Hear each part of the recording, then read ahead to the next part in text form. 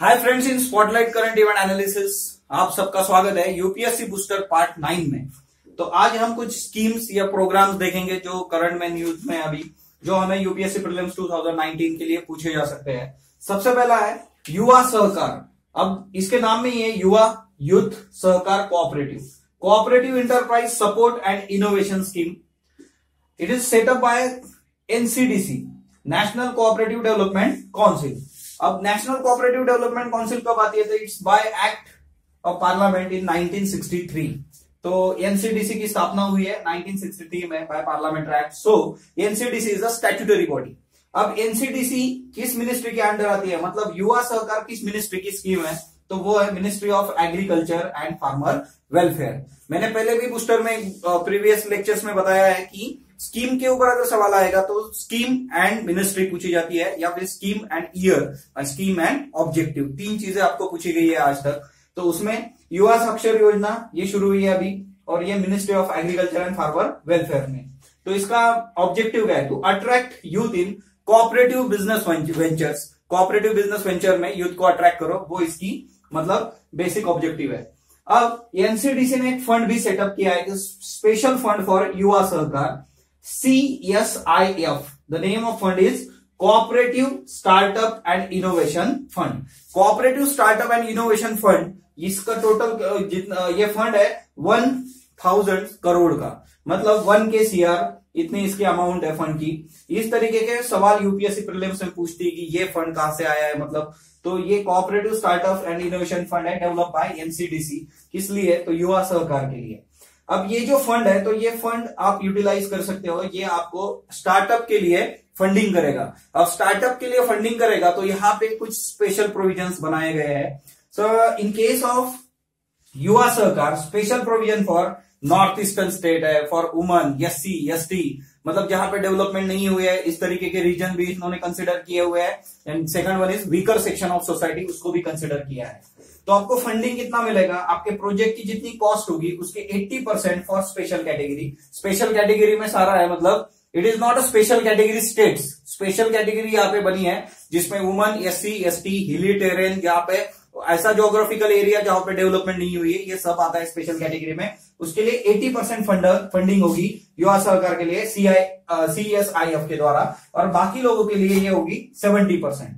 अब यहाँ पे कौन कौन इलिजिबल होगा, कितने, मतलब जो कोऑपरेटिव 1 साल पुराना है वो यहाँ पे इलिजिबल है। 1 year old cooperatives are eligible for Yuva Sahakar scheme. तो स्टार्टअप में अगर आप कुछ करना चाहते हो तो 1 year old आपका कोऑपरेटिव होना चाहिए। तो यहाँ पे आप इतना ध्यान में रखो, Yuva Sahakar, then national council for national cooperative development council, ये 1963 में आया हुआ है, पार्लियामेंट से स्टैट्यूटरी बॉडी है। Then CSIF cooperative startup innovation fund, जो 1000 CR का है, और वो फंडिंग करेगा स्टार्टअप्स के लिए इन केस ऑफ कोऑपरेटिव यूथ के अट्रैक्शन के लिए। द नेक्स्ट वन, स्वदेश दर्शन स्कीम, ये आपने पढ़ा होगा, ये बहुत मतलब न्यूज में होता है। स्वदेश दर्शन स्कीम में देयर आर 13 थीमेटिक सर्किट्स। अब 13 थीमेटिक सर्किट्स है, और कहीं ना कहीं पे किसी ना किसी थीमेटिक सर्किट का प्रोग्राम चलता रहता है, तो ये बार बार न्यूज में आता है। For example, north east circuit के लिए सो लेक है तवांग, अरुणाचल प्रदेश, वहां पे इनॉग्रेशन किया गया कुछ प्रोग्राम्स का। देन नेक्स्ट वन, केरला में भी प्रोग्राम हुआ था फॉर इको सर्किट के लिए, तो केरला में भी इनॉग्रेशन हुआ है इको सर्किट का। तो ये इसमें नंबर ऑफ प्रोजेक्ट चलते रहेंगे, तो ये हमेशा न्यूज में आता है। तो स्वदेश दर्शन स्कीम मिनिस्ट्री ऑफ टूरिज्म ने लाया है। 100% सेंट्रल फंडेड स्कीम है ये, सेंट्रल की फंडिंग है 100%। यहाँ पे voluntary CSR, corporate social responsibility भी अलाउड है। कॉर्पोरेट सोशल रिस्पॉन्सिबिलिटी से भी आप यहाँ पे फंडिंग कर सकते हो। देन 13 थीमेटिक सर्कल कौन कौन से है, फिर ये हमें पता होना चाहिए।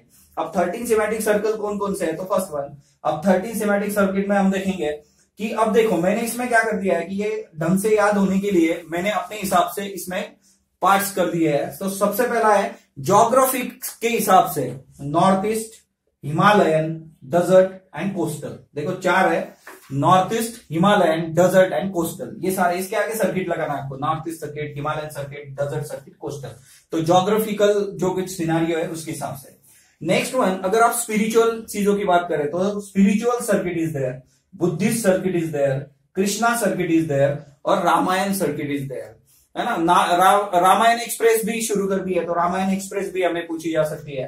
Buddhist circuit, Krishna circuit, Ramayana circuit and spiritual circuit. So ये भगवान एंड रिलीजन से जुड़ा हुआ सारा ये 4 है। Then rural, tribal and heritage, ये 3 एक साथ ध्यान में रखो, रूरल, ट्राइबल एंड हेरिटेज। मतलब सिंपल है कि रूरल एरिया के ट्राइबल लोग जो हमारा हेरिटेज है, इस हिसाब से। एंड लास्ट 2 है, eco circuit and wildlife circuit. तो ये कंप्लीट 13 सर्किट है, north east, Himalayan, desert, coastal, Buddhist, Krishna, Ramayana, spiritual, rural, tribal, heritage, eco and wildlife. तो ये इतने 13 सर्किट्स है। उसके बाद जो आता है वो है विटनेस प्रोटेक्शन स्कीम। अब विटनेस प्रोटेक्शन स्कीम क्यों लानी पड़ी हमें? तो नंबर ऑफ केसेस होती है, उसमें विटनेस को डराया जाता है, धमकाया जाता है। इन केस ऑफ वुमन एक्सप्लॉयटेशन की कोई केस हो तो उन्हें और एक्सप्लॉइट करने के लिए धमकी दी जाती है। तो इस तरीके की चीजें होती है जिसकी वजह से क्या होता है कि विटनेस वोलेटाइल होता है, विटनेस नहीं आता है कोर्ट में गवाही देने के लिए। तो मतलब विटनेस मतलब क्या, ये गवाह जो होते हैं मतलब उनके प्रोटेक्शन वाली स्कीम है। गवर्नमेंट, सेंट्रल गवर्नमेंट ने नालसा के साथ मिलकर इसका ड्राफ्ट बनाया हुआ है। NALSA is very important, national legal service authority in case of India. तो नालसा हमें पूछा जा सकता है। नालसा न्यूज में आता है ड्यू टू बिकॉज ऑफ लोक अदालत। तो लोक अदालत ऑर्गेनाइज करती है नालसा। तो हमारे लिए 2 चीजें यहाँ पे इंपॉर्टेंट है, विटनेस प्रोटेक्शन स्कीम।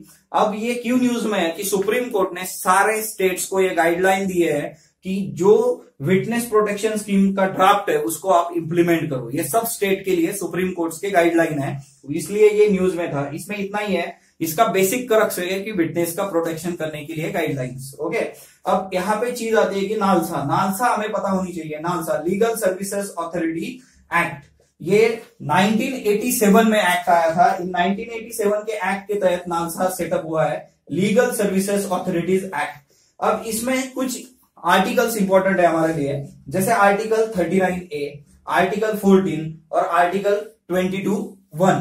अब इसमें देखो आर्टिकल 39A क्या बोलता है कि free and legal aid to the poor. ये इंपॉर्टेंट चीज है यहाँ पे कि इक्वल सर्कमस्टेंसेस में आपको इक्वल एड देनी है। तो ये आर्टिकल 39 हमारे लिए इंपॉर्टेंट है। आर्टिकल 39A डीपीएसपी से है देखो, और ये दोनों फंडामेंटल राइट्स है। इक्वालिटी बिफोर लॉ आप दोनों के बारे में वर्कआउट कर सकते हो, आर्टिकल 14 और आर्टिकल 22 का पहला सब पार्ट। सो ये 3 आर्टिकल्स भी आप ढंग से कर लो। नालसा आपको पता होनी चाहिए, एक्ट से आई है तो स्टैट्यूटरी बॉडी है नालसा, तो वो एक ध्यान में रखना। Next one is ACROSS scheme. ACROSS scheme, ACROSS का फुल फॉर्म क्या है देख लो, it's a scheme by ministry of earth science. तो ये इंपॉर्टेंट है, ACROSS scheme ministry of earth science की है। Atmosphere climate research modelling observing system services scheme. देखो, A for atmosphere, C for climate research modeling, O for observing, SS system services scheme। अब यहाँ पे गड़बड़ हो सकती है कि एटमॉस्फेयर एंड क्लाइमेट की बात हो रही है, तो हम शायद ऐसा वर्कआउट कर ले कि ये एनवायरमेंट से जुड़ा हुआ है, तो मिनिस्ट्री ऑफ एनवायरमेंट या क्लाइमेट चेंज फॉरेस्ट यहाँ पे आएगी। तो ऐसा नहीं है, दिस इज वेरी इंपॉर्टेंट। यहाँ पे मिनिस्ट्री ऑफ अर्थ साइंस है। तो इनका काम क्या है ना, इनका काम इतना ही है कि रिसर्च करें in case of weather and climate, और आपको एक डिसेंट प्रॉपरली इसके बारे में जानकारी दे कि किस टाइप का क्लाइमेट हो सकता है, वेदर फोरकास्टिंग अच्छी तरीके से हो, इसके लिए ये स्कीम है। ओके, नाम में ही है atmosphere and climate research. Then next one is heli clinic. Heli बोले तो हेलीकॉप्टर, हेली क्लिनिक। अब हेलीकॉप्टर ओपीडी सेटअप की जाएगी, किसके लिए? हिली टेरेंस के लिए, कि जहां पे हम मेडिकल के लिए या फिर हेल्थ इंफ्रास्ट्रक्चर आज तक ढंग से नहीं बना पाए हैं, उस जगह पे हम हेली टेरेंस वर्कआउट करेंगे। हेली टेरेंस में हेली क्लिनिक्स मतलब हेलीकॉप्टर में एक ओपीडी सेट की जाएगी, और ये most probably Jammu Kashmir north east के एरियाज के लिए है। तो हेली क्लिनिक्स में एक चीज होगी कि एक सुपर स्पेशलिस्ट यहाँ पे रहेगा, एक स्पेशलिस्ट डॉक्टर रहेगा उसमें, उस हेलीकॉप्टर में, और उसके साथ स्टाफ रहेगा, पैरामेडिकल स्टाफ, और उसी के साथ मेडिसिन भी रहेंगे। तो helicopter OPD, heli clinic is important in case of hilly terrain, Jammu Kashmir and north east. उसके बाद आयुष्मान भारत, ये इंपॉर्टेंट स्कीम है जो दुनिया की सबसे बड़ी हेल्थ स्कीम है आज के डेट में। तो आयुष्मान भारत में क्या क्या होता है? It's a national health protection scheme भी बोला जाता है इसे, national health protection scheme. 10 crore families को हम हेल्थ स्कीम में कंसिडर कर रहे हैं, जिसमें नियर अबाउट 50 करोड़ बेनिफिशियरीज है। उसी के साथ 5 लाख का कवरेज मिलेगा पर फैमिली पर ईयर। तो ये आयुष्मान भारत के बारे में ये फैक्ट्स ध्यान में रखना। 10 CR families, 50 CR beneficiaries and 5 lakh rupees coverage पर फैमिली पर ईयर। अब इसी के साथ आयुष्मान भारत में दो चीजें ध्यान में रखना कि इन केस ऑफ आयुष्मान भारत इसमें दो स्कीम्स है जो सबमर्ज हो गई है। तो वो दोनों स्कीम कौन कौन सी है, दैट इज राष्ट्रीय स्वास्थ्य बीमा योजना, ये इसमें आ गई है राष्ट्रीय स्वास्थ्य बीमा योजना, और दूसरी जो योजना है वो है senior citizen health insurance scheme. तो सीनियर सिटीजन की हेल्थ इंश्योरेंस स्कीम और राष्ट्रीय स्वास्थ्य बीमा योजना ये दोनों अब आयुष्मान भारत में सबमर्ज हो गई है, तो वो दोनों ध्यान में रखना। Then LEAP is there. LEAP का फुल फॉर्म देखो, लीडरशिप फॉर एकेडमिशियन प्रोग्राम।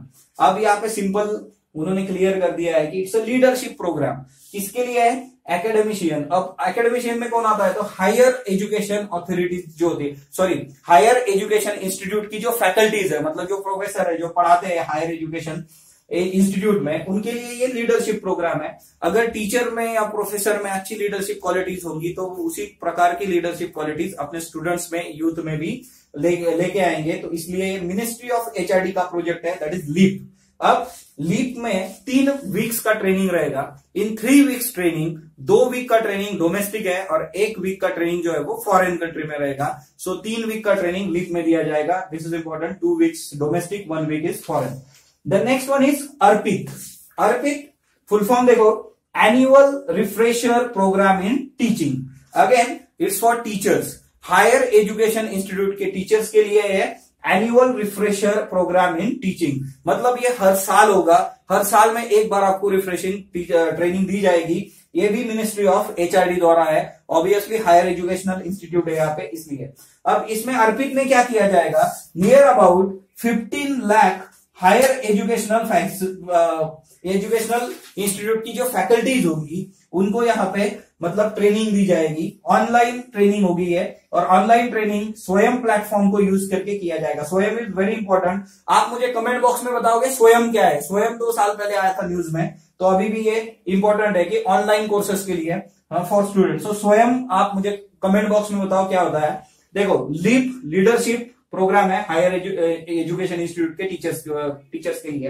अर्पित क्या है, ऑनलाइन आपको ट्रेनिंग दी जाएगी स्वयं के प्लेटफॉर्म द्वारा। तो दोनों ये लीडरशिप डेवलपमेंट एंड अर्पित जो है वो हायर एजुकेशन टीचर्स के लिए, फैकल्टीज प्रोफेसर्स के लिए। Then IIC, institution innovation council, this is very important. Ministry of HRD, देखो मिनिस्ट्री ऑफ एचआरडी के बहुत सारे मतलब इनिशिएटिव्स है।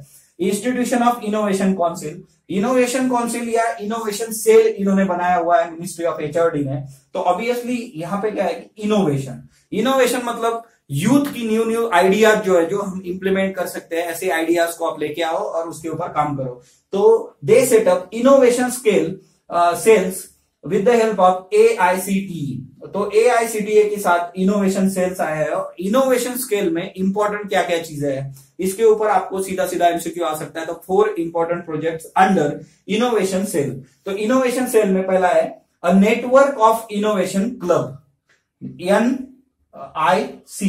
Okay, so NIC network of innovation club. दूसरा है ARIIA, ARIIA, Atal ranking of institutes on innovation achievement. इसमें क्या किया जाएगा कि जो आपने इनोवेशन किए हुए हैं, तो ऐसे हायर एजुकेशनल इंस्टीट्यूट की रैंकिंग दी जाएगी on the basis of what ever innovation they made and implemented, उसके बेसिस पे ये रैंकिंग होगी। एरिया, ये MCQ में पूछे जाने के चांसेस बहुत ज्यादा है, देखो। देन स्मार्ट इंडिया हैकेथॉन, ये भी एक है इसमें, smart India hackathon and national student startup policy. तो ये भी इंपॉर्टेंट है, नेशनल स्टूडेंट स्टार्टअप पॉलिसी। 4 चीजें इसमें ध्यान में रखना, सीधा सीधा हमें पूछा जा सकता है। तो यहाँ पे एक MCQ बनता है।